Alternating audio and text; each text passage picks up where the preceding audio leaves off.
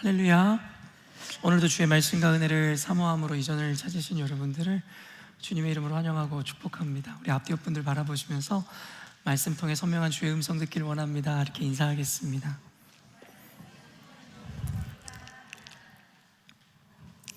요즘에 교회가 한참 바쁜데요, 교회 나와서 이것저것 함께 사역을 준비하는 분들의 모습을 보면서 담임 목회자로서 또 교회 한 형제로서 참 이렇게 너무 마음이 뿌듯하고 기쁨을 느끼는 요즘인 것 같습니다. 요즘에 이 동역자의 의미에 대해서 참 많이 생각해 보게 되는데요, 고린도전서 12장이나 로마서 12장 말씀처럼 결국 우리는 그리스도의 머리로 한 몸을 이루는 한 지체로서 각자가 맡은 그 사명을 같이 이루어가는 그 한 몸 공동체라는 그 말씀들을 보면서 참으로 참 감사하다. 우리 교회는 누구 한 사람이 이루어내는 교회가 아니라 모두가 함께 이루어내는 교회다라는 생각이 더욱더 성경적이고 그 마음의 기쁨을 더하는 것 같은 요즘입니다. 저는 제가 한 설교를 주중에 한 2번 정도 꼭 듣습니다. 여러 의미가 있겠지만 먼저는 제 설교에 대해서 냉정하게 나름 객관적으로 평가해 보고자 하는 의도를 가지고 제 스피치라든가 그 내용과 논리에 대해서 다시금 점검하는 시간을 갖고요, 사실 이보다 어쩌면 더 중요한 의미라고 할 수 있겠는데, 저 역시도 설교를 듣고 은혜를 누려야 하는 자이기에 제가 목회자가 된 이후에 누군가의 설교를 듣기보다는 제가 설교를 하는 자잖아요. 그럼에도 불구하고 저 역시도 한 명의 성도로서 또 설교를 통해 하나님의 말씀을 들어야 되거든요. 때로는 유튜브를 통해서 유명 목사님들의 설교를 종종 듣기도 하지만 저는 그것보다는 제 설교를 제가 들으며 하나님의 음성을 다시 듣고자 하는 그와 같은 방식을 좀 기뻐하는 편입니다. 그래서 제 설교를 꼭 듣는데, 지난 설교를 들으면서 제가 그런 생각이 들었어요. 참 맵다, 그리고 참 짜다, 그리고 참 쓰다 라는 생각이 들었어요. 예전에 우리 덕호 형제님이 저희 교회 처음 오셔가지고 정확하게 워딩이 다 기억나진 않지만 핵불닭 소스를 잔뜩 먹은 것 같은 기분이다, 이런 이야기를 해주셨던 것 같아요. 저도 지난 제 설교를 들으면서 참 쓰다, 맵다라는 생각을 했더랬습니다. 전하는 자나 듣는 자나 참 쉽지 않은 설교라는 생각을 하게 되죠. 그럼에도 불구하고 제 마음에 드는 마음이 무엇이냐면, 여러분이 입장론에 대해서 좀 생각함으로 담임 목회자로서의 제 입장에 대해서 여러분이 좀 잘 생각해 주셨으면 좋겠다라는 생각이 들었습니다. 저는 많은 책임을 지고 있습니다. 그 많은 책임에는 여러분에 대한 책임도 분명히 들어있죠. 그리고 저는 여러분들에게 깃발을 들고 여러분에게 목적을 향하여 갈 수 있도록 여러분을 인도해야 되는 책임을 가지고 있는 사람입니다. 여러분 한 명 한 명의 사정과 여러분의 입장 그리고 수준을 다 고려할 수 있으면 좋으련만, 저는 여러분들에게 가장 옳은 것, 가장 높은 것, 가장 귀한 것을 전하고 가르칠 수밖에 없는 입장에 있는 자입니다.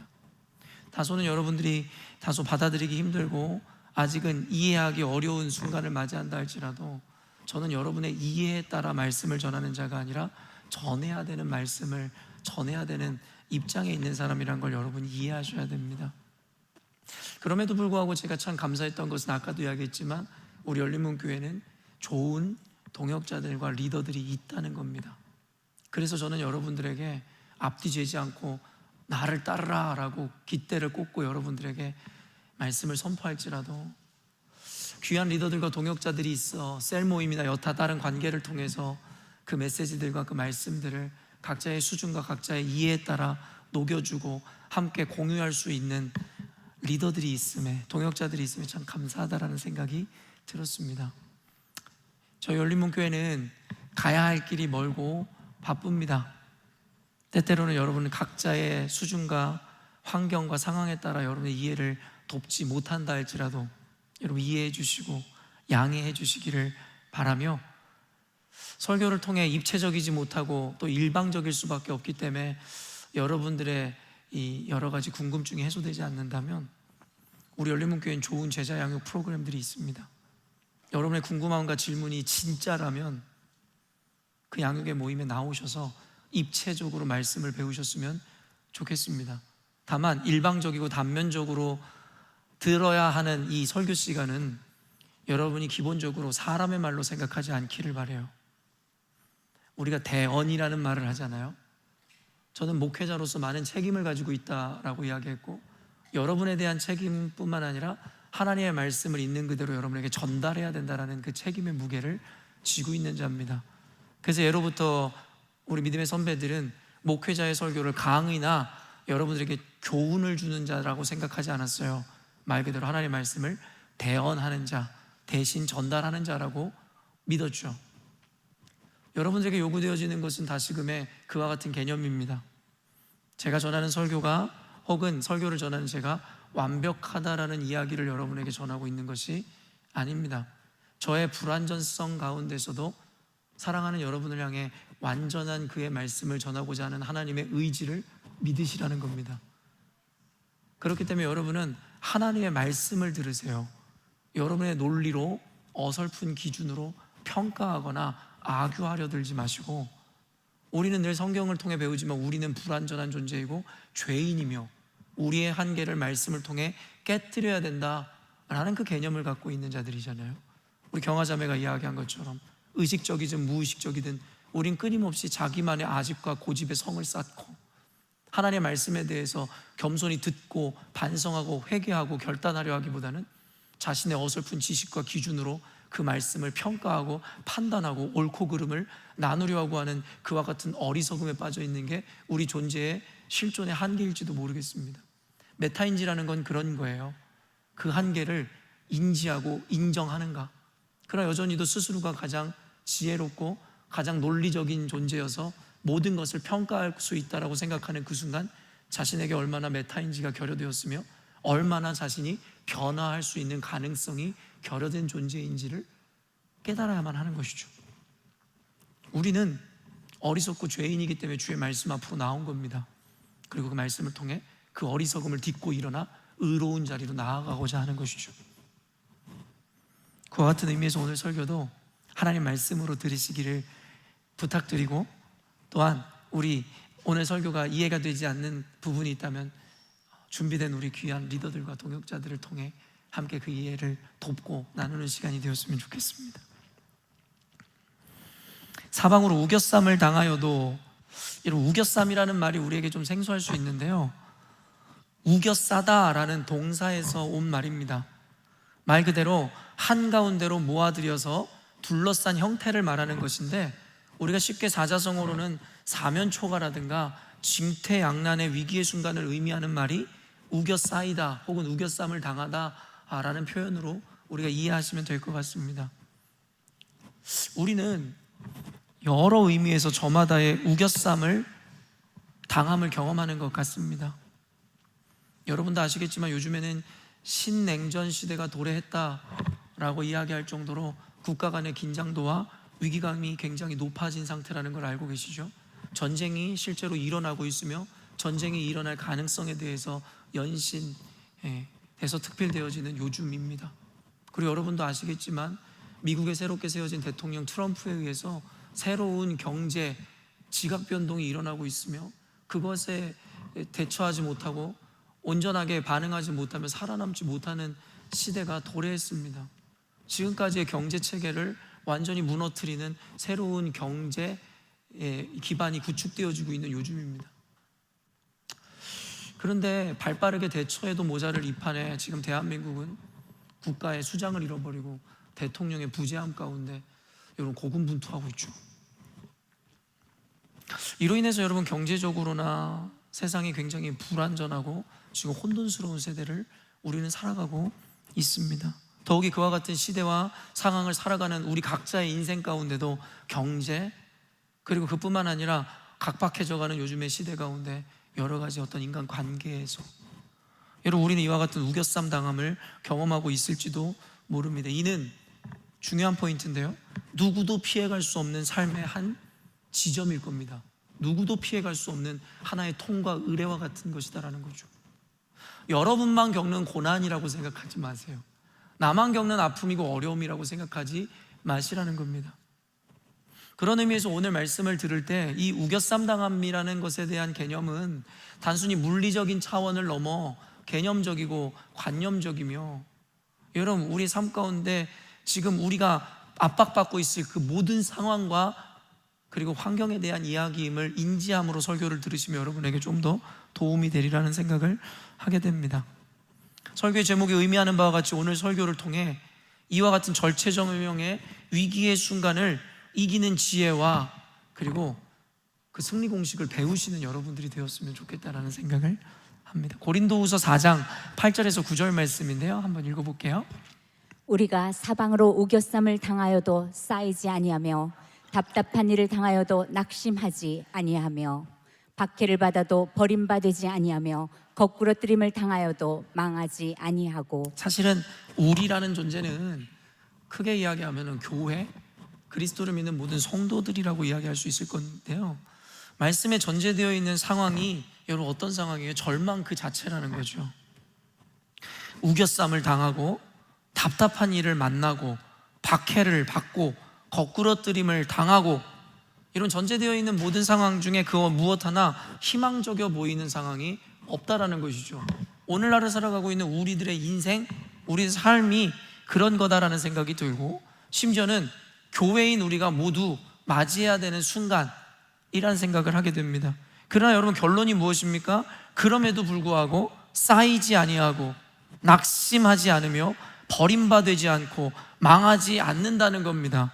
여러분 이것이 바로 교회와 그리스도인들이 누려야 하는 역설적 승리임을 분명하게 밝히고 있다는 거예요. 우겨쌈도 당하고 답답한 일을 만나고 박해도 당하고 거꾸러뜨림을 당하는 건데, 그것은 교회의 숙명이고 하나의 통과 의례일 것인데, 그럼에도 불구하고 교회인 우리는 쌓이지 아니하고 낙심하지 아니하며 버림받지 않고 망하지 않는다라고 이야기하는 겁니다.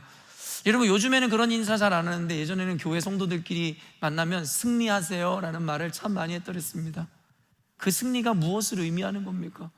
인생이 만사형통하고 모든 일이 문제없이 잘 풀리기를 원하는 그런 마음에서의 승리였을까요? 아니죠. 승리라는 건 말 그대로 전장터와 같은 인생 가운데서 그것을 밟고 서서 이겨내는 것, 그것을 승리라고 이야기하는 겁니다. 전제돼야 되는 게 뭔지 아세요? 전쟁과 같은 그 고통과 어려움의 순간 가운데서 이기는 것이 바로 승리라는 것입니다. 그런 의미에서 우리 그리스도인들이 이야기하는 승리라는 것은 말 그대로 어려움과 고난이 없어서가 아니라 그 가운데도 쌓이지 않고 거꾸러뜨림을 당하지 않으며 낙심하지 않는 것, 그것을 승리라고 이야기하는 겁니다. 오늘 본문은요, 다윗이 그의 아들 압살롬을 피해 도망하며 지은 시라고 알려져 있습니다. 그의 아들 압살롬을 피해 도망하며 지은 시. 다윗의 삶은 참으로 기구하다 하지 아니할 수가 없을 것 같은데요, 우리는 여러분 다윗을 하나의 영광의 상징으로 봅니다. 그렇죠. 다윗의 별, 유대인들에게는 다윗의 별이라 하여 다윗이 얼마나 칭송받는 존재인지 여러분 알고 계시죠. 그런데 그의 삶의 이면을 우리가 살펴보면 말 못할 고통과 숨막히는 위기의 순간이 늘 그의 삶 가운데 도사리고 있었음을 우리는 알고 있죠. 유년 시절에는 부모와 형제들에게조차 인정을 받지 못하는 자였습니다. 청년기에는 왕에게 충성을 다하여 나라에 공을 세우지만 억울하게 사울왕에게 미움을 받아 도망자의 신세로 전락해버렸죠. 또한 도망 중에는 여러분 살기 위해 여러분 미친 척을 하고 침을 흘리는 그와 같은 수치를 경험했어야 하기도 했습니다. 그리고 마침내 왕이 되어 모든 영광을 얻는 듯 하였으나 그의 노년에 말년에는 아들 압살롬에 의해 또다시 도망자 신세가 되어버리더라는 것이죠. 그의 삶을 보니 인생이 얼마나 롤러코스터인지를 알 수 있을 것 같습니다. 여러분 심지어 생각해 보세요. 그가 말년에 노년에 맞이하게 된 이 위기는 여러분 누구에 의해 자초된 거예요? 바로 그의 아들 압살롬이었다라는 거예요. 여러분 아들 눈에 넣어도 아프지 않은 존재들이잖아요. 다윗에게도 그 아들들이 그러했을 거예요. 나중에 압살롬이 죽고 나서 다윗이 얼마나 슬피 울며 고통 가운데 있었는지를 보면 그 압살롬마저도 다윗에게는 소중한 아들이었음을 깨닫는 대목인 것이겠죠. 그러나 여러분 눈에 넣어도 안 아픈 그 아들이 이제는 그 왕위를 찬탈하겠노라 하며 그 아버지의 목숨을 빼앗고자 그를 쫓는 장면을 생각해 보세요. 여러분 단순히 도망자이고 왕위를 빼앗겨서가 아니라 내 사랑하는 아들이 나를 죽이고자 그 욕망의 눈으로 달려오는 그 장면을 생각할 때에 그는 말 그대로 가장 극심한 고통 가운데 있는 순간이라 해도 과언이 아닐 거라는 것이죠. 그가 느끼는 고통과 압박을 그대로 보여주는 구절이 있는데요, 1절 말씀 한번 읽어보도록 하겠습니다. 여호와여, 나의 대적이 어찌 그리 많은지요. 일어나 나를 치는 자가 많으니이다. 여러분, 그의 대적이 어찌 그리 많은지, 일어나서 나를 치는 자가 많으니이다. 여러분, 이 표현이 정말 그를 치는 자가 많고 그의 대적이 많은 것을 보여준다기보다는 지금 그가 느끼는 그 감정을 그대로 드러내는 대목이다라고 생각할 수 있을 것 같습니다. 여러분, 삶이 무너지고 여러분 한없이 부정적으로 느껴질 때 우리가 경험하는 감정들이 그거 아닙니까? 모두가 나를 손가락질하고 모두가 나를 미워하는 것 같아요. 그렇게 한번 무너지기 시작하면 끝없이 추락하기 시작하는 거죠. 우리는 뉴스를 통해서 종종 연예인들이 극단적인 선택을 하는 것을 보게 되잖아요. 부도 명예도 한순간에 무너지는 것 같고, 여러분, 그를 사랑하고 아끼는 팬들도 많을 텐데 자신을 향한 악플들과 비난들만 보이기 시작하는 거죠. 그리고 그와 같은 부정적 마음은 눈덩이처럼 불어나 결국엔 극단적 선택을 하게 된다는 거죠. 인간 실존의 한계와 더불어서 이것은 심리적으로도 여실히 분명하게 증명되어지고 드러나는 대목입니다. 메타인지라든가 여러분에게 이와 같은 논리를 가르치는 이유가 무엇이냐면, 인간의 실존적 한계와 더불어 하나님께서 인간에게 보편적으로 자연스럽게 주어진 이와 같은 원리를 여러분이 깨달으시라는 거예요. 여러분, 한없이 무너지는 고통 가운데 있다 보니 모든 것이 부정적으로만 느껴지는, 심지어는 여러분을 사랑하여 조언하는 자의 조언마저도 나를 향한 저주처럼 느껴지는 그 순간 여러분 모두 경험하였잖아요.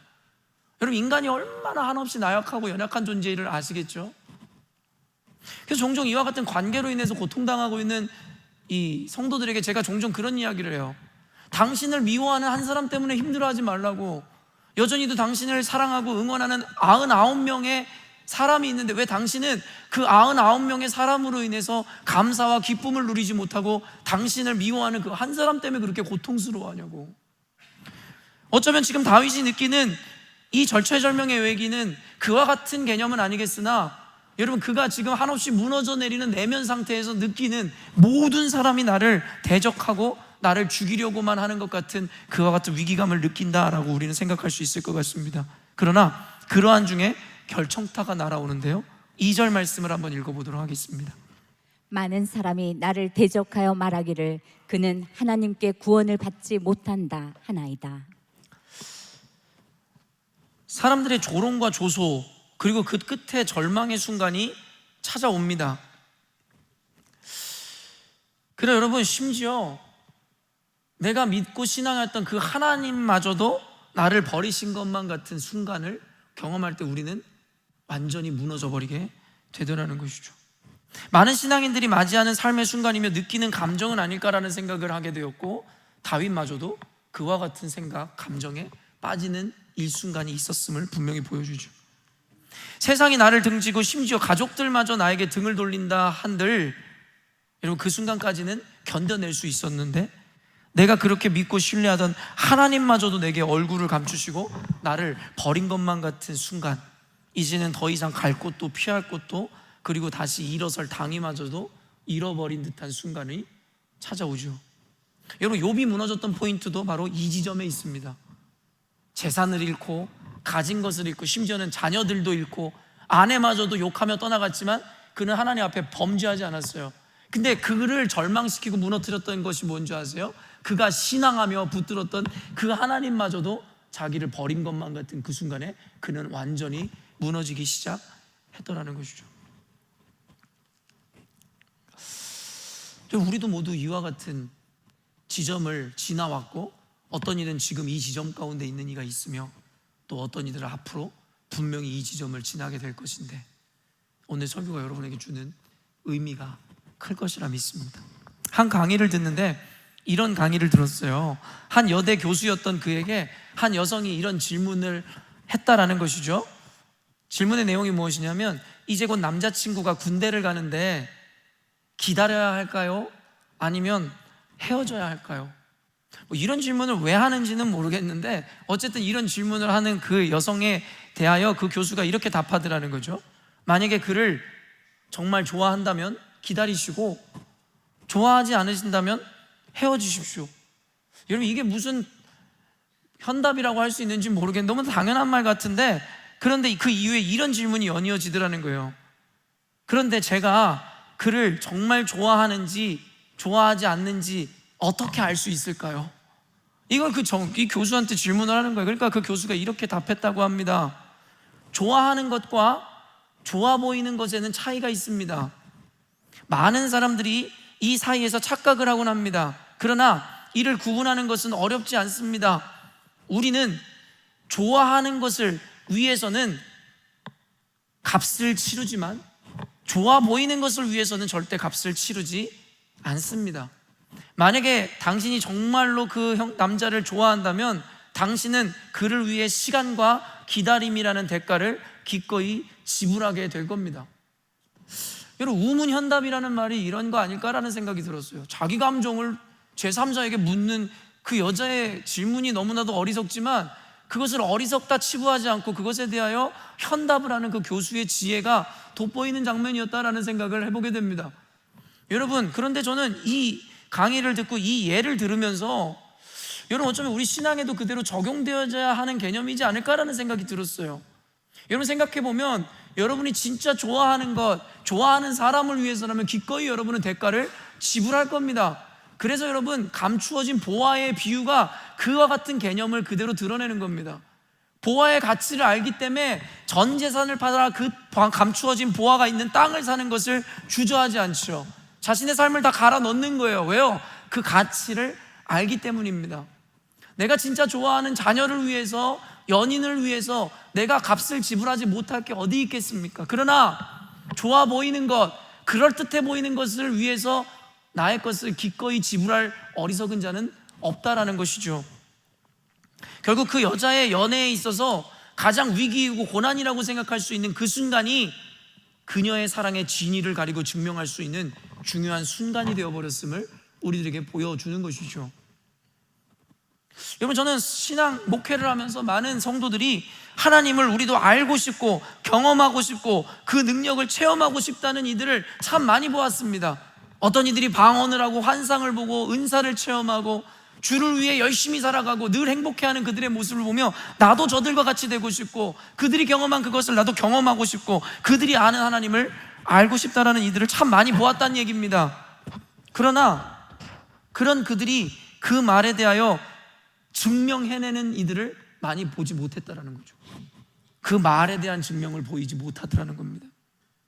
그들은 그들의 마음과 의도가 진심이고 진실이라고는 하지만 그들이 믿는 그 진실은 진실이 아닐 확률이 높습니다. 양육의 시간에도, 그리고 은혜를 체험할 수 있는 기회와 순간이 우리에게 늘 주어지지만 그들은 그 자리에 나서질 않아요. 이유와 그리고 변명은 많지만 그 자리를 찾는 이는 많지 않다는 거죠. 자신이 정말 하나님을 알고 싶었다면, 정말 하나님의 은혜를 경험하고 싶었다면 이와 같은 기회가 주어질 때 그 값을 지불하는 것을 주저하지 않았을 것인데, 결국에는 그와 같은 값을 지불하지 않으면 그들의 고백이 거짓이었습니다 이야기해도 과언이 아니라는 거죠. 아까도 이야기했지만 그럼에도 불구하고 자신의 마음은 진심이다라고 생각하는 그 진실에 대한 그 생각이 왜곡되어지고 거짓일 확률이 높다라는 걸 여러분들에게 가르쳐 드리는 겁니다.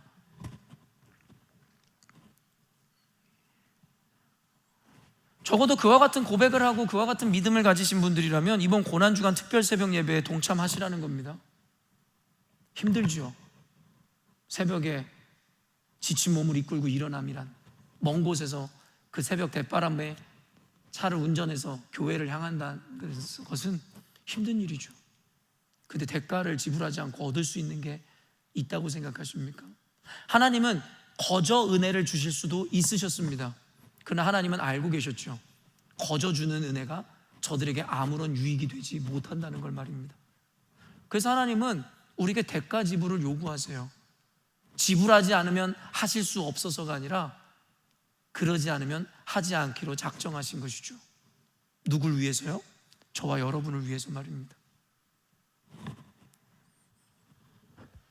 성경이 이야기하는 믿음의 진위 여부를 가리는 방법은 같은 것입니다. 성경은 우리로 하여금 열매로 우리의 믿음의 실체와 실체를 알게 될 것이다라고 이야기합니다. 그리고 그 열매란 우리의 헌신과 실천임을 야고보서는 분명히 이야기하죠. 즉 값을 지불해야 된다는 거예요. 결국 행함이 없는 믿음은 죽은 믿음이라는 선언과 함께 말로만의 믿음은 아무런 가치를 갖지 못한다고 역설하고 있죠. 오늘날의 그리스도인들 스스로를 지혜롭다 이야기하고 비판적인 시각으로 교회의 말씀이라든가 어떤 것들에 대해서 여과 없이 비판하는 이들을 보며 참으로 어리석다라는 생각을 하게 됩니다. 자신들의 삶으로 보여주는 것은 아무것도 없으면서, 자신들의 그와 같은 논리를 뒷받침하는 삶의 실천은 아무것도 없으면서 그저 입만 살아있는 성도들, 어리석죠. 그런 이의 이야기를 들어줄 여유 따위는 저에게 없습니다. 삶으로 살아내고 실천해내는 성도들의 이야기에 귀를 기울여주고 그들을 돌보기에도 바쁩니다. 그런 실천을 보이지 못하는 이들도 성도이기에 그들을 위해 기도하고 그들을 가르치기로 작정하였지만 그들의 의견에 귀를 기울여 줄 생각은 없다는 겁니다. 이전부터 목회를 하다 보면 교회에 대해서 무지성의 비난과 비판을 일삼는 이들을 너무 많이 보아왔습니다. 교회에 대해서 아무런 헌신도 아무런 책임도 지지 않으면서 문제가 생길 때마다 늘 앞장서 왔던 그와 같은 악인들 말입니다. 저는 우리 교인들이 그와 같은 전철을 밟기를 원치를 않아요. 여러분이 오피니언 리더가 되길 원한다면 교회 안에서도 마찬가지고 세상에서도 마찬가지입니다. 그에 대한 책임을 지세요. 그리고 그와 같은 책임을 질 수 있는 자인지에 대하여 값을 지불함으로 여러분의 자격을 증명하세요. 우리 교회에서는 떠든다고 해서 다 들어주지를 않는다는 거죠. 결국 위기의 순간이 우리가 진짜 백이인지 아닌지를 증명하는 기회가 된다는 겁니다. 이게 진짜 백이가 사투리인가요? 표준어인가요? 저기 보니까 부산 사람들은 진빼이 이런 말도 쓰지 않나요? 관심이 없으시군요. 여러분이 진빼인지 아닌지를 증명할 수 있는 기회가 바로 여러분이 오늘 맞이한 그 위기의 그 순간일 겁니다. 우리 청년들은 워킹홀리데이, 유학으로 먼 타국을 찾아 여기서 느끼는 고립감과 외로움, 재정적인 어려움, 한계, 내 뜻대로 되지 않는 그 어려움. 우리 자매 유튜브를 보니까 직장을 구하려고 그렇게 열심히 발품을 팔아도 연락 오는 데가 많지가 않죠. 그렇죠? 막상 가도 내가 생각했던 것처럼 그런 장밋빛 미래가 펼쳐지지 않는다. 능력이 없어서도, 재능이 없어서도 아니라 그 능력을 알아보는 사람이 많지 않은 그 현실로 인해서 절망하죠. 그때가 바로 자매의 신앙을 증명할 수 있는 순간인 거예요. 그것으로 인해서 우겨쌈을 당하고 거꾸러뜨림을 당하고 나를 둘러싼 그 위기 가운데 과연 내가 쌓임을 당하는지, 낙심하고 넘어지는지, 그렇지 않은지를 통해 우리의 믿음을 증명할 수 있는 순간입니다. 그렇기 때문에 위기는 곧 기회다라는 말이, 그리고 위기가 곧 축복이다라는 말이 저는 성립되어지는 순간이다라고 생각하죠.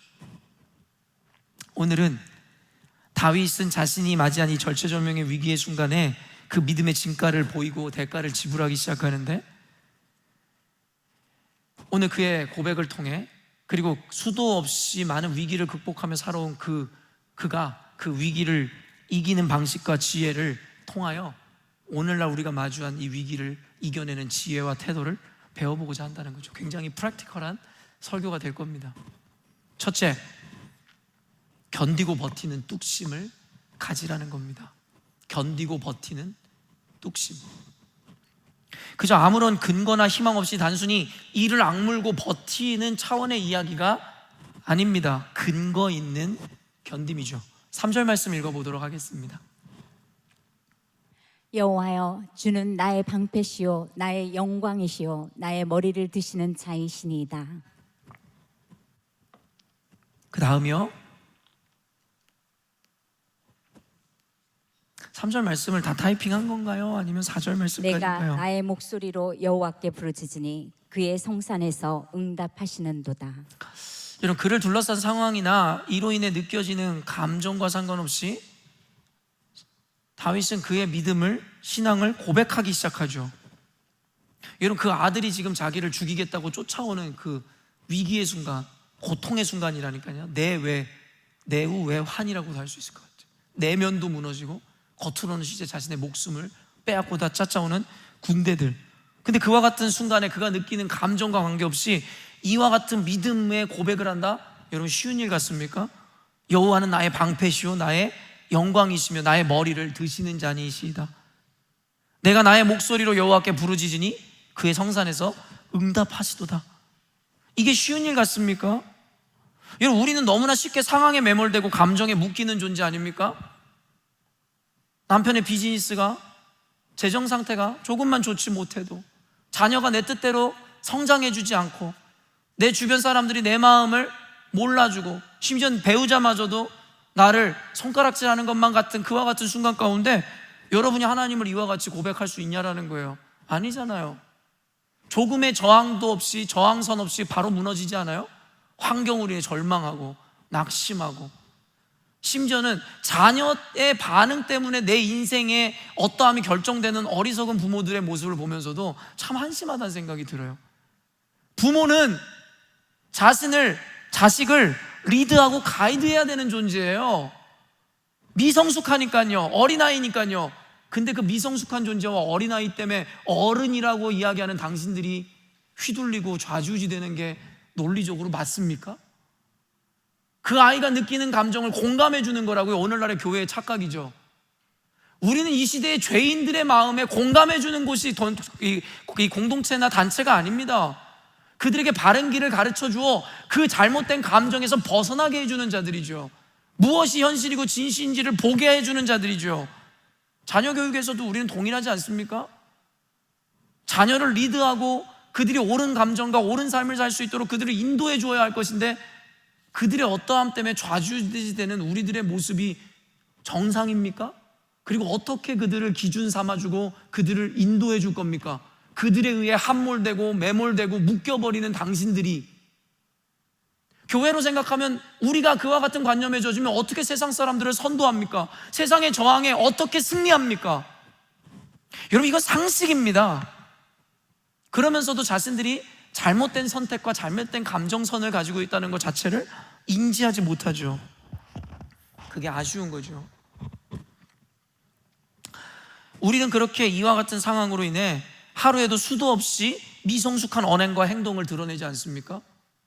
여지없이 무너져서 내 자식에게 함부로 말하고, 내 배우자에게 되도 않는 이야기를 하고, 주변 사람들에게 상처를, 하지 말아야 되는 행동과 언행을 그대로 던져버리죠. 왜요? 상황과 감정에 매몰되어 버렸기 때문입니다. 믿음은 말로만 떠드는 것이 아닙니다. 그 믿음은 보이는 것입니다. 그래서 어려운 겁니다. 누가 예수님 믿는다는 말을 못합니까? 근데 그 믿음을 보이는 삶을 사는 분은 얼마나 계십니까? 하나님은 전지전능하신 분이시고 살아계시고 우리 삶에 대한 계획을 갖고 계시다, 이 말을 못하는 사람이 어디 있습니까? 그 삶의 상황이 주어졌을 때 우리는 절망하고 하나님의 그 플랜을 믿지 못하잖아요. 그게 문제 아닙니까? 제가 요즘에 리더들 양육대회도 계속 지적하는 모순이 그거예요. 당신들이 하나님의 창조를 믿는다고 하면서 하나님의 목적이 아닌 자신의 목적을 살아간다는 것이 양립할 수 있는 개념이라고 생각하세요? 하나님은 전지하시고 전능하시다라고 믿는 당신들이 보이지 않는 곳에서 불법을 행하고 죄를 범하며, 또한 당신의 삶에 위기가 왔을 때 그 전능하신 하나님이 당신을 도우실 수 있는 분이라는 것에 대해서 믿지 못함으로 무너지는 것이 정상이라고 생각하십니까? 오늘날 여러분, 탁상공론에 빠져있는 신앙인들, 교회들에게 나타나는 현상 아닙니까? 말로는 세상 좋은 신앙인이에요. 말로는 하나님의 주권과 섭리를 믿고 전지전능함을 믿고 하나님이 우리를 사랑하신다는 것을 믿고 우리에 대한 계획을 갖고 계신다는 것을 믿는데요, 그런데 상황이 오면 그의 믿음의 고백은 어디 온데간데 사라져버리고 저항선 없이 바로 무너져버리죠. 나는 망했어, 이제 우리 가정은 끝났어. 이거는 하나님이 아니라 그 하나님의 아버지가 오셔도 벗어날 수 없는 위기야. 그게 그 믿음의 결과입니까? 다시 한번 이야기하자면, 믿음을 말로만 떠드는 것은 쉬운 일이지만 그 믿음을 보이는 것은 결코 쉬운 일이 아닙니다. 그 어려운 것을 다윗이 해내고 있는 거예요. 아들이 나를 죽이겠다고 칼을 들고 쫓아오는 그 상황 가운데서도 하나님은 살아계시고 주님은 나의 모든 것 되시며 주님은 반드시 이 가운데서 나를 구원하실 자라는 것을 믿는 그 믿음, 그것이 바로 진짜 믿음입니다. 그리고 그 어려운 일을 해내고 있는 다윗은 바로 그가 그동안 배워오고 경험한 모든 깨달음을, 그리고 그 사실을 근거로 이 견딤을 이루고 있는 겁니다. 지식과 배움이 위대한 이유가 이것입니다. 제가 제자 양육에 생명을 거는 이유가 이 이유입니다. 그것은 우리를 객관적인 자리로 인도합니다. 단순히 감정적인 반응이나 행동을 보이기 전에 우리는 이 지식과 배움과 경험을 기준하여 다시금 그 격정의 순간을 냉정하게 평가하기 시작하죠. 그리고 그 기준으로 우리의 감정을 통제하고 이겨내는 겁니다. 바로 이게 승리의 비결입니다. 그런데 우리 안에 배움도 지식도 경험도 없으면 그 감정을 이겨낼 근거가 없는 겁니다. 당위가 없는 겁니다. 버팀목이 없는 겁니다. 신앙생활 10년, 20년, 30년 해왔는데도 아는 것이 미천하고 아무것도 없는 성도들을 전 너무 많이 보죠. 왜요? 그렇죠. 배운 게 없으니까요. 일주일에 한 번 교회 나와 예배를 드리는 것이 다라고 생각하며 20, 30년을 보내보세요. 심지어는 여러분, 지난주에 들었던 설교는 기억납니까? 근데 뭘 근거로 버티시겠다는 겁니까? 주중에 말씀 안 읽잖아요. 성경 읽어요? 기도하세요? 제가 율법주의적으로 이런 거 요구하는 사람 아닌 거 여러분 아시잖아요. 저는 상식을 이야기하는 거예요. 근데 뭘로 그 감정을 이기겠다는 거예요? 뭘로 기준 삼겠다는 거예요? 뭘로 객관적인 지표로 삼아 그것을 해체해 보겠다는 거예요? 그러니까 여러분, 이 시대가 성도들이 스스로 지혜롭다 이야기하고 지적 존재라 이야기하지만 말과는 다르게 감정에 매몰되고 자신에게 묶여 결국엔 자신의 한계를 벗어나지 못함으로 메비우스의 띠처럼 계속 여러분 맴도는 거예요. 맞닿을 수 없는. 그러니까 신앙생활을 아무리 오래 해도 깨달음도 없고 하나님에 대한 확신도 없고 그저 형식적이고 종교생활로 여러분 나아갈 수밖에 없는 한계를 갖게 된다는 것이죠. 하나님은 지난날의 삶 동안 다윗의 기도에 신실하게 응답하셨습니다. 위기와 시련의 순간은 있었지만 그의 기도에는 끝끝내 응답하셨음을 그는 알고 있죠. 여러분, 반드시 지나간다는 거예요. 안 지나갈 것 같지만 지나간다는 것을 그의 삶의 전체를 통해 깨달았다는 것이죠. 언젠가도 여러분에게 예로 들어서 설교했던 기억이 나는데 다시금 인용하기를 원하는데요, 이 또한 지나가리라. 여러분, 이 문구, 이 표현 다들 알고 계시죠? 너무 유명한 표현입니다. 근데 이게 어디에 근거했는지 아는 사람은 아마 없을 거예요. 이 또한 지나가리라, 많이 들어본 말인데, 그래서 여러분 심지어는 이 가요의 가사, 노래의 제목이기도 하고 가사말에도 있고 또 찬양에도 이 또한 지나가리라 이와 같은 가사의 고백을 하잖아요. 근데 여러분, 이것은 신앙적 고백, 성경의 고백은 아니에요. 사실 이 문장의 출처는 명확하지가 않아요.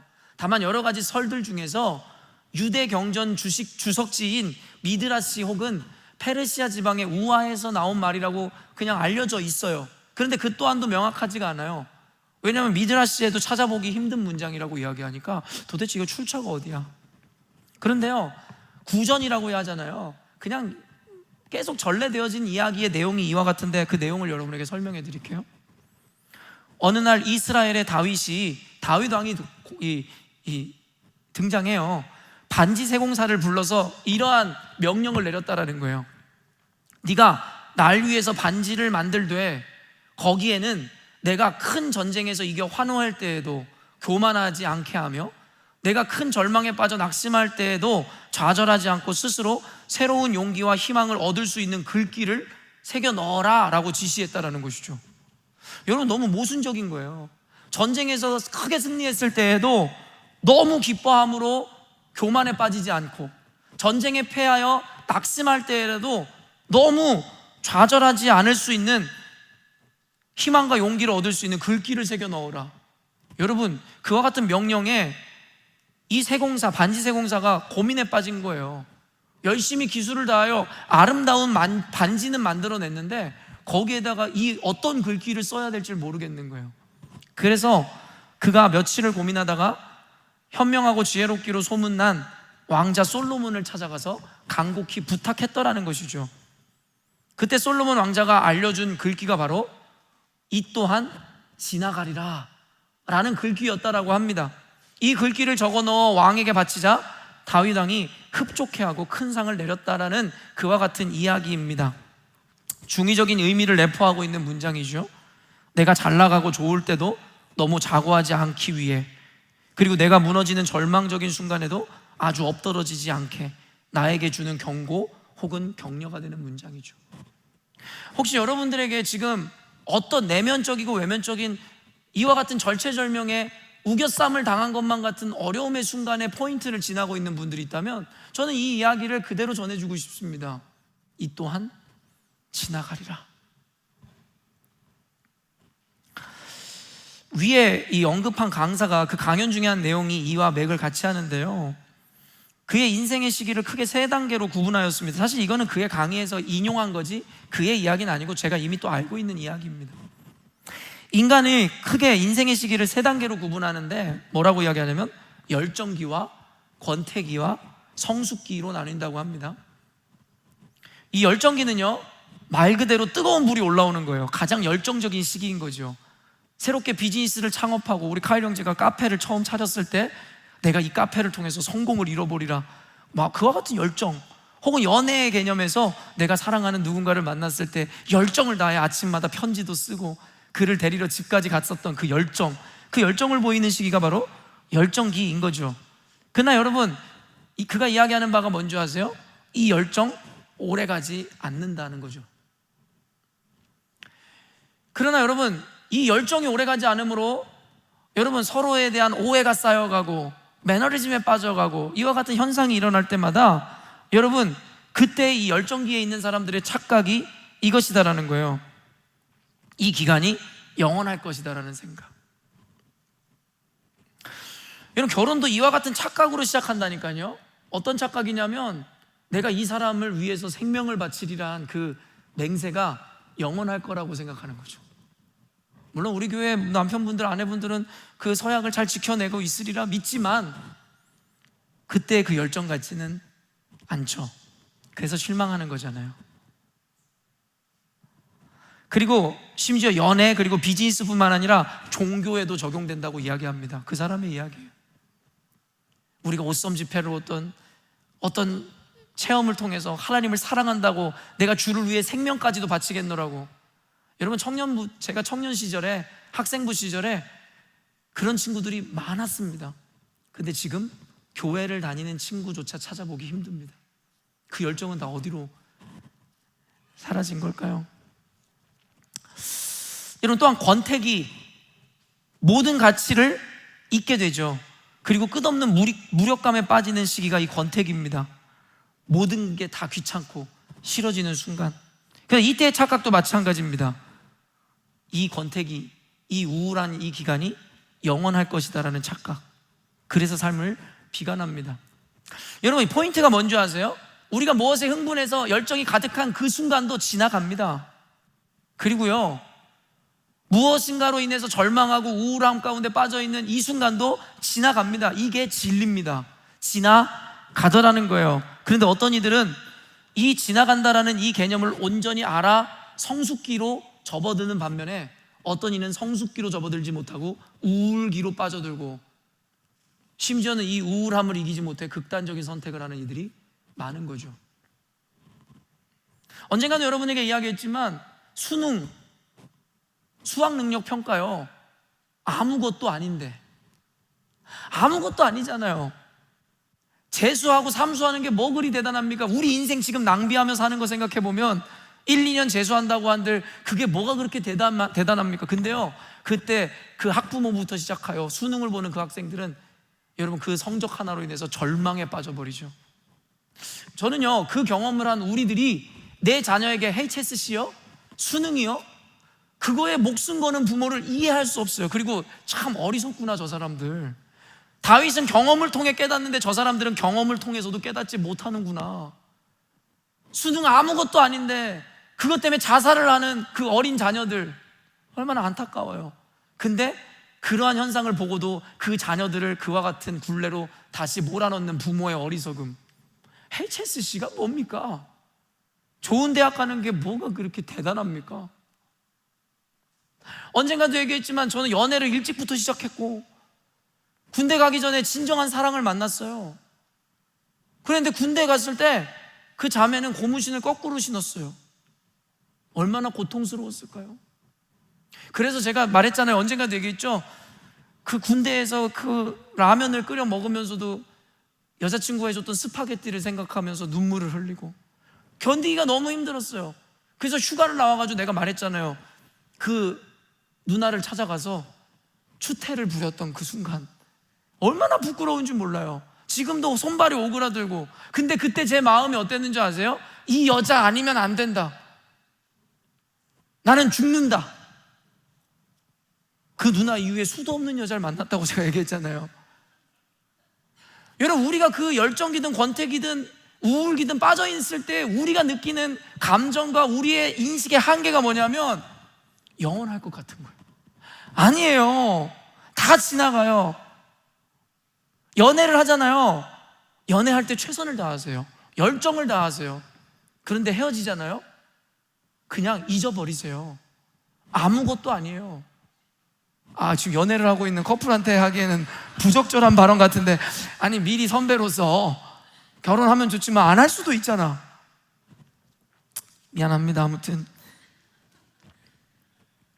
여러분, 우리가 처해 있는 상황, 환경, 그로 인한 감정들 모두 영원할 것 같지만 영원하지 않아요. 저는 이 시드니에서 이민 생활하면서 진짜 힘들었거든요. 전 진짜 힘들었어요. 누구에게도 감히 얘기할 수 있을 정도로 나보다 힘든 사람은 없었을 것이다 라고 얘기할 수 있을 정도예요. 전 진짜 힘들었어요. 모든 게 너무 힘들었어요. 근데 벗어날 길이 없어요. 부모가 돈이 있는 것도 아니고 백이 있는 것도 아니고 영어를 잘하는 것도 아니고 호주에 연줄이 있는 것도 아니고. 저는 빠져나갈 길이 없다고 생각했어요.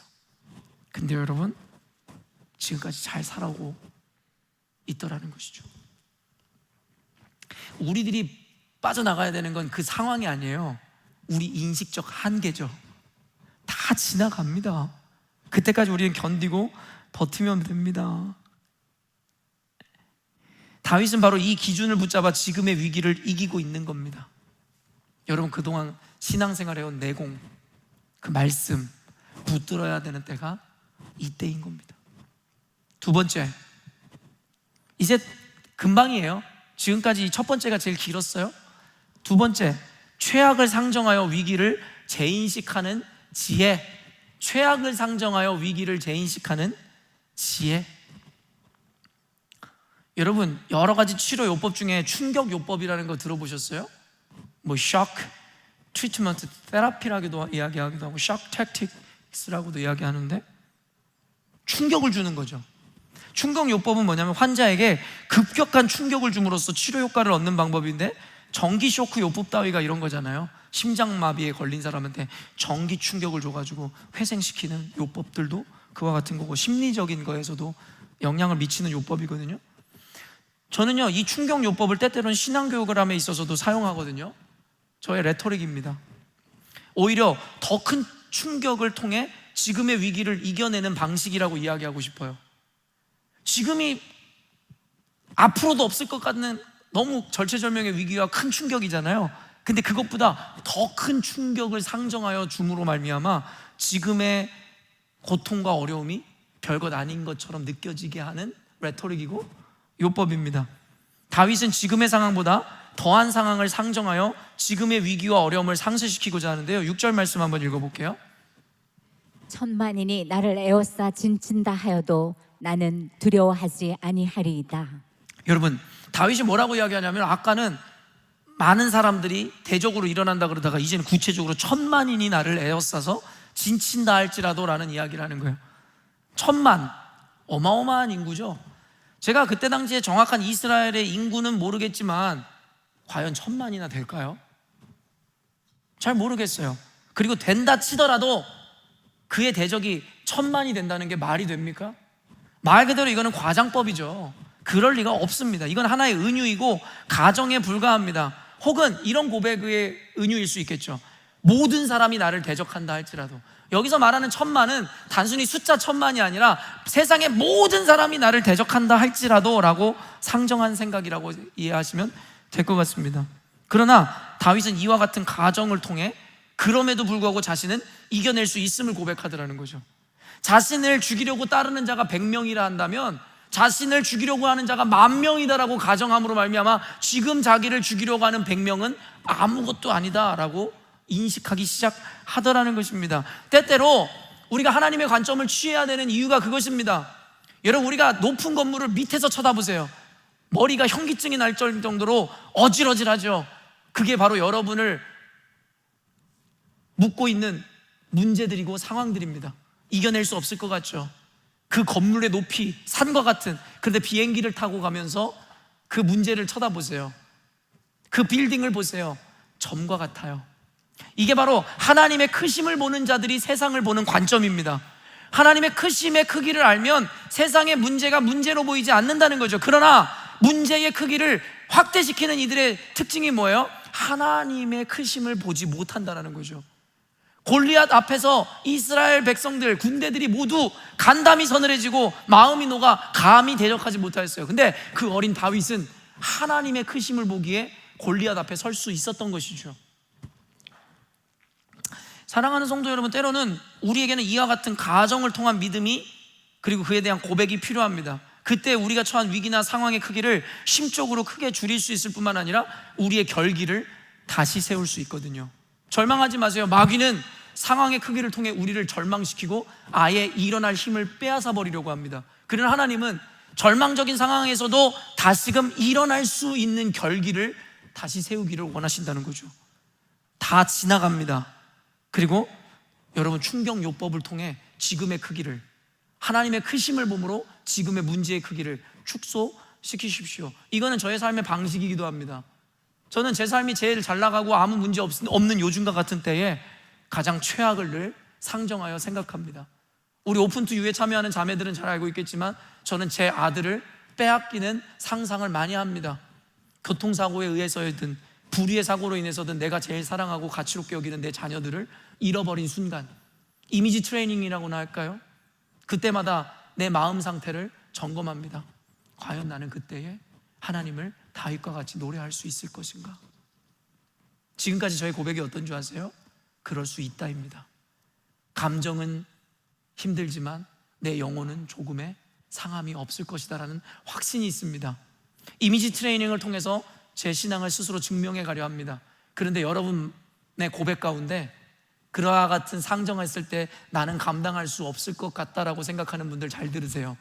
여러분은 감당할 수 없을 겁니다. 상상으로도 감당할 수 없는 그 일이 일어날 때 여러분은 결코 그 일을 감당할 수 없을 겁니다. 왜냐하면 상상보다 10,000배 힘들 거니까요. 그런데 상상으로도 이겨내지 못하는 그 믿음이 실제가 일어났을 때 이겨낼 수 있을 거라고 생각합니까? 그렇기 때문에 여러분의 믿음은 지금 이 순간에 이미 여러분이 증명할 수 있습니다. 여러분 머릿속으로 최악을 상정해 보세요. 견딜만 하십니까? 이겨낼 수 있습니까? 만약에 이겨낼 수 없습니다라고 고백하는 분들이 계시다면 그 상황이 올 때 절대 이겨낼 수 없을 겁니다. 마지막 세 번째입니다.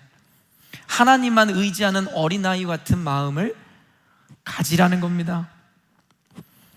어린아이와 같아야 하나님의 나라에 들어갈 수 있을 것이다라는 예수님의 가르침에는 많은 의미가 내포되고 있습니다. 그중 하나가 바로 철저히 자신의 무력함을 알아 그 부모를 의지하는 모습일 겁니다. 신앙이 여러분 성장하고 성숙하면요 어떤 태도를 갖게 되는 줄 아세요? 나는 할 수 있어, 나는 할 수 있을 거야, 이런 생각을 갖게 되는 것 같아요? 아닙니다. 그 반대입니다. 내가 할 수 있는 것이 아무것도 없구나. 어떤 이들이 이것을 부정적인 반응이라고 생각할 수 있겠지만 이거는 부정이 아니에요. 염세와 부정적인 세계관으로 이어진다면 부정이겠으나 이것이 도리어 우리에게는 희망적인 세계관으로 인도하게 되는 거예요. 왜요? 어리석고 제한적인 나를 의지하는 것이 아니라 나를 가장 사랑하시는 전능하신 아버지께 그렇기 때문에 내 모든 것을 맡긴다. 이번 고난주간 집회에 오시면 말씀을 통해서 왜 십자가여야만 하는지에 대한 당위와 그와 같은 의미를 되새기는 시간이 될 거예요. 그래서 십자가가 나와 무관한 것이 아니라 그래서 예수님의 십자가가 필요하구나, 여러분, 예수님이 처음 오셔서 하신 말씀, 선언이 뭔지 아세요? Repent, the heaven is near. 회개하라, 천국이 가까이 왔다. 회개하라는 겁니다. 회개하라는 것의 의미가 뭔지 아세요? 너는 죄인이고 네 스스로 구원받을 너에게는 아무런 자격이 없다. 여러분, 신앙의 시작은 바로 나의 무능력과 나의 죄를 고백하는 데 있습니다. 나에겐 구원이 없습니다를 고백하는 순간 내게는 십자가가 필요하고 예수님이 필요합니다의 고백으로 이어질 수밖에 없는 거예요. 근데 자신이 다 할 수 있다, 나는 의롭다, 나는 현명하다 라고 생각하는 사람이 예수님을 의지할까요? 예수님을 필요하다 생각할까요? 삶의 위기가 오면 나는 모든 것을 해결할 수 있어, 내가 다 해낼 거야 라고 하는 사람이 주님 앞에 간절히 기도할까요? 그럴 리가 없죠. 그런 사람이 믿음을 가질 수가 없는 겁니다. 그렇기 때문에 심령이 가난하고 그리고 마음이 상한 자들이 하나님의 나라를 보고 하나님의 나라를 소유하게 될 거라고 이야기하는 겁니다. 신앙의 성숙은 겸손으로 이어질 수밖에 없으며 신앙의 성숙은 무능력으로 이어질 수밖에 없습니다. 그래서 나는 무익한 종입니다라고 하는 고백으로 이어질 수밖에 없어요. 근데 여전히도 자신은 할 수 있고 자신은 능력이 있으며 자신이 이 위기를 극복할 자신이 있다라고 생각하는 분들이 계신다면 그것이 바로 불신앙이며 나는 더 이상 예수님이 필요 없습니다라는 선언과 다름이 없다라는 거 잊지 마세요. 성경은 우리에게 끊임없이 주님을 의지하라고 이야기하세요. 왜냐하면 그것이 하나님께서 당신의 자녀들을 향한 마음이기 때문입니다.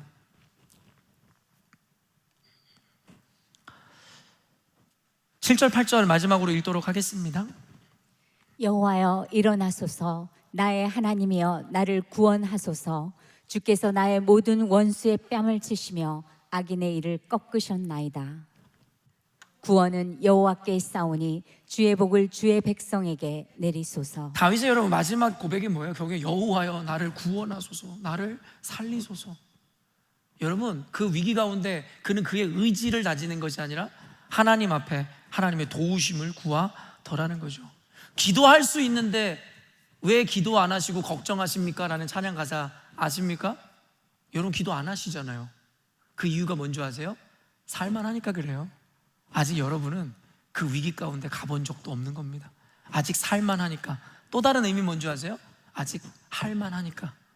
여러분이 지금 그 위기 해결할 만하니까 기도하지 않는 거잖아요. 하나님 의지하지 않는 거잖아요. 오늘날의 새벽 예배도 기도의 자리도 왜 비어만 가는 줄 아세요? 사람들이 다 할만하니까, 살만하니까 하나님 의지하지 않는 거죠. 하나님이 진짜 그런 이들을 사랑하신다면 제가 축복합니다. 더 극심한 위기가 찾아올 겁니다. 더 큰 고난이 닥쳐올 겁니다. 왜요? 그래야 철저히 주님만 의지하고자 하는 믿음으로 변화될 거니까 말입니다. 근데 여기 단서와 전제가 있었어요. 하나님이 진짜 당신들을 사랑하신다면 그 고난과 고통으로 스스로의 의지를 꺾는 일을 허락하실 겁니다. 그게 여러분에게 복이심을 믿으셨으면 좋겠습니다. 여러분, 모든 부담과 책임을 하나님께 전가하라는 거예요. 여러분, 내 부모에게, 형제에게, 내 남편에게, 아내에게 책임을 전가하는 건 나쁜 일입니다. 그건 나쁜 일이에요. 잘못된 일이에요. 그러나 하나님께 전가하라는 말은 성립이 됩니다. 왜요? 내 남편, 내 아내, 내 자식은 한계가 있어요. 그러나 하나님은 무한하신 분이어서 모든 걸 전가하셔도 감당하실 수 있거든요. 그러니까는 남편 의지하지 마세요. 하나님을 의지하시라는 거예요. 그래서 예수님이 뭐라고 하는 거예요? 모든 짐을 내게 맡기라. 우리는 이와 같은 태도를 게으름이나 어리석음으로 해석할지 모르겠지만 성경은 전혀 그렇게 이야기하고 있지 않아요. 영원하신 하나님의 능력, 아버지의 사랑을 알고 있는 자라면 그를 의지하고 그에게 항복하는 태도가 도리어 지혜롭다고 이야기하는 거죠. 우리가 하나님의 손에 자녀의 삶도, 우리의 자녀의 삶도, 그리고 나의 형편도 맡겨드림은 가장 좋은 길을 선택한 현명한 판단임을 여러분 성경이 이야기하고 있는 거예요. 여러분, 자녀를 움켜쥐지 마세요. 그건 곧 우상이 되는 것이고 그 자녀들을 망치는 길이에요. 하나님이 망하게 하실 겁니다. 여러분, 이걸 저주라고 진짜 생각하지 마세요. 여러분이 정말 성경적 이해가 있다면 저주가 아니라 여러분을 살리기 위한 것이고 자녀들을 진짜 잘되게 하기 위함이에요. 놓으세요. 요게벳의 노래 제가 여러분에게 자주 추천하잖아요. 모세를 갈대밭에 갈대 상자에 엮어서 나일강에 흘려보내는 요게벳, 모세의 어머니가 여러분 그런 마음으로 노래했을 것이다라고 했던 노래가 요게벳의 노래입니다. 너의 참부모이신 하나님께 너의 삶을 맡긴다, 너의 삶을 드린다. 이게 믿음입니다. 여러분이 움켜쥐는 게 최선이고 책임이라고요. 웃기지 마시라는 얘기를 제가 늘 하는 거예요. 여러분이 뭔데 자녀의 인생을 책임지겠다는 거예요. 자녀가 20살이 되고 30살이 됐는데도 여러분 쫓아다니면서 입 닦아주고 필요한 돈 줄 거예요? 안 할 거면 그러지 마세요. 자녀를 망치지 마시라고요. 오히려 여러분 자녀들을 방목하세요. 풀어 키우세요. 스스로가 싸워 이기는 방법을 배우게 하세요. 관계하는 방법을 배우게 하세요. 때로는 미움받고 왕따도 받고 때로는 얻어맞기도 하겠지만 그 가운데서 살아남는 법을 배우게 하세요. 여러분이 끝까지 지켜줄 거 아니면. 그래서 여러분은 무능력자들입니다. 어차피 여러분 못하잖아요. 근데 하나님은 하실 수 있어요. 우리들의 전 생애를 책임져 주셔요. 여러분 믿으십니까? 그런 하나님께 맡기는 게 좋은 길이지 어떻게 무능력한 당신들이 책임지는 게 지혜로운 겁니까? 자녀 인생뿐만 아니라 여러분의 인생을 여러분이 어찌 책임지시겠다라는 게 결론 맺겠습니다. 하나님의 자녀인 우리의 인생은 열린 결말을 향한 것이 아니에요. 어떻게 끝날지 모르는 게 아니에요. 여러분의 노력의 유무에 달라지는 게 아니라 하나님이 정해놓으신 결말을 향해 우리는 가고 있는 겁니다. 그리고 그것을 이루기 위해 우리의 최선을 사용하실 뿐이에요. 여러분 이것이 우리에게 안심과 평안을 주는 거예요. 이 믿음이 없으면 여러분은 늘 불안할 거예요. 내 어떠함 때문에 내 인생이 망가질 수도 있다. 성경에서 그 얘기를 하고 있습니까? 그럴 수 없다예요. 웨스트민스터의 9가지 서정에 여기 perseverance, 인내라는 게 뭔지 아세요? 여러분 견인이라는 게 뭔지 아세요? 바로 여러분을 견고히 붙들어 끝까지 그 일을 이루시겠다는, 이건 하나님의 의지이고 하나님의 열심이에요. 여러분의 어떠함과 관계가 없어요. 우리는 이 믿음이 결여된 채로 인본에 빠져 자기의 열심을 이루니 하나님과는 무관한 열심일 수밖에 없는 겁니다. 하나님은 실수하지 않는 분이세요. 여러분 믿으시죠? 우리가 그분을 믿고 신뢰한다면 우리가 처한, 그리고 우리가 오늘 느끼는 순간의 감정과 이 모든 상황이 우리의 전부일 수는 없습니다. 왜요? 우리는 하나님을 믿고 하나님께서 사랑하는 자녀들에게 허락하실 그 결말을 믿는 존재들이기 때문입니다. 그렇기 때문에 오늘의 절망이 우리의 마지막일 수는 없는 겁니다. 하나님의 자녀인 우리는 반드시 분명히 잘 될 겁니다. 믿으시죠? 여러분 이것만큼은 아멘 하셔야 돼요. 믿으시죠? 잘 될 거예요. 여러분 세상 사람들이 말하는, 인본주의자들이 얘기하는 그와 같은 의미에서의 잘됨이 아니에요. 믿고 보증된 잘됨이에요. 우리 아버지께서 우리에게 그렇게 하실 거라고 말씀하셨잖아요. 반드시 주어질 그 축복을 받아 누리기 위해 우리는 오늘을 견디고 이기는 지혜와 믿음, 그리고 현명한 태도를 갖추어야 한다는 겁니다. 사방으로 우겨쌈을 당할지라도 가정의 위기, 자녀의 위기, 재정의 위기, 비즈니스와 시대의 위기 염려 마세요. 하나님이 방치하지 않으세요. 하나님이 지금도 역사하시고 주관하시고 인도하고 계십니다. 이 믿음 안에서 모든 위기를 극복하시고 결국에 주시고자 하는 하나님의 축복과 은혜를 온전히 받아 누리는 저와 여러분 되시기를 주님의 이름으로 축원합니다. 기도하겠습니다.